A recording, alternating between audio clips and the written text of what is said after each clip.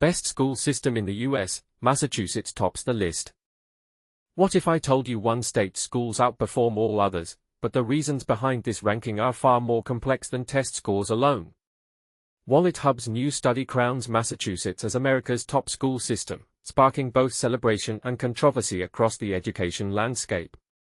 The personal finance giant analyzed 50 states plus Washington, D.C. using 32 critical metrics spanning academic performance, safety, and resource allocation. Massachusetts dominated key areas, number 1 in both math and reading test scores nationally, number 6 for favorable pupil-to-teacher ratios, and impressively number 4 for both ACT scores and low dropout rates. But here's where it gets controversial. Even with these stellar results, the state ranks only number 9 in bullying incidents and number 5 for reported threats, injuries to high schoolers, revealing gaps in student well-being that accompany academic excellence. Rounding out the top 3 are Connecticut at number 2 and New Jersey at number 3, while Alaska, Oklahoma, and New Mexico unfortunately anchor the bottom. WalletHub analyst Chip Lupo emphasizes a critical nuance often missed in these debates: funding is essential, but how dollars translate into classroom results depends entirely on educator quality, curriculum design, and whether schools prioritize holistic student safety over pure testing metrics. This invites a tough question: do rankings that heavily weight standardized test scores inadvertently pressure schools to neglect emotional safety? And this is the part most people miss. Massachusetts' number 21 median SAT ranking suggests high-performing states still face uneven challenges. The full methodology, including how states compared in areas like arts education access and campus infrastructure, is detailed in WalletHub's complete report. Now we turn to you: should school rankings weigh student well-being equally with test scores? Voice your perspective below. We're eager to hear whether these metrics reflect your community's reality. Arizona ranked 4th worst school system, shocking survey results. When it comes to providing quality education, some states are falling far behind, and Arizona is unfortunately one of them. A recent study has placed Arizona's school system among the lowest performing in the nation, ranking it 4th from the bottom. This alarming revelation raises serious questions about how we can improve learning environments for students across the state. But here's where it gets controversial: with so many factors contributing to this ranking, which ones should we tackle first? According to a comprehensive analysis by WalletHub, Arizona sits at number 48 out of all 50 states and the District of Columbia when evaluating school system performance. Only New Mexico, Oklahoma, and Alaska ranked lower on their list. The report measured several critical metrics that paint an overall picture of each state's educational landscape, including bullying rates, dropout percentages, median standardized test scores, and safety conditions within schools. One particularly troubling finding is that Arizona came in dead last for its pupil-to-teacher ratio, a key indicator of whether students receive enough individualized attention in classrooms.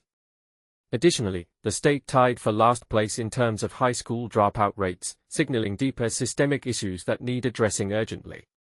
On a slightly brighter note, Arizona did manage to secure a rank of 33rd for having a digital learning plan, though even this middling achievement underscores room for improvement.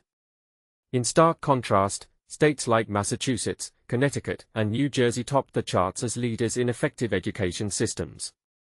These states consistently demonstrated strong outcomes in nearly every category assessed, offering potential models for struggling regions to emulate.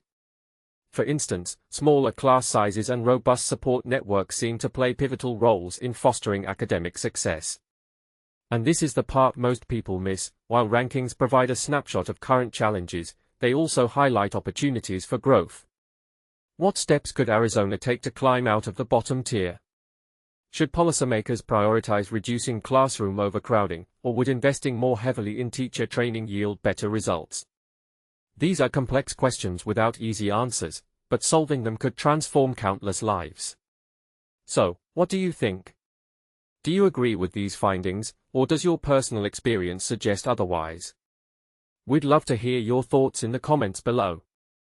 Let's start a conversation about how we can work together to create stronger, more equitable school systems nationwide. California schools rank 30th in America, funding versus performance. Critical alert: California is pouring billions into its public schools, yet it only ranks 30th in the nation, and our children are the ones who feel the impact. A recent WalletHub study reveals that most American families, squeezed by rising costs and inflation, simply can't afford private education anymore. That means public schools have become the default choice for millions of students. But here's where it gets controversial. Despite California's hefty investments, its school system performs only in the middle of the pack.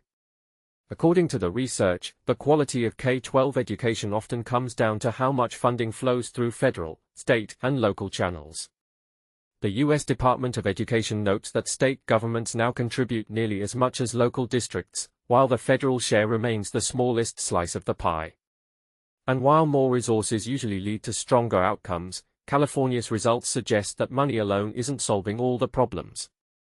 WalletHub reviewers evaluated each state, and the District of Columbia, using 32 different indicators, from academic performance and per student spending to safety rates, class sizes, and teacher credentials. The verdict?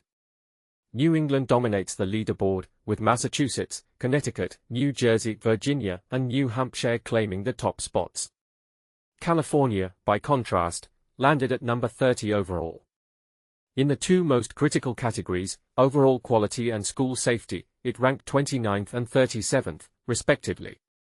Digging deeper, California actually sits 17th in per student spending, yet it ranks second for the percentage of high schoolers who report being threatened or injured, trailing only Delaware.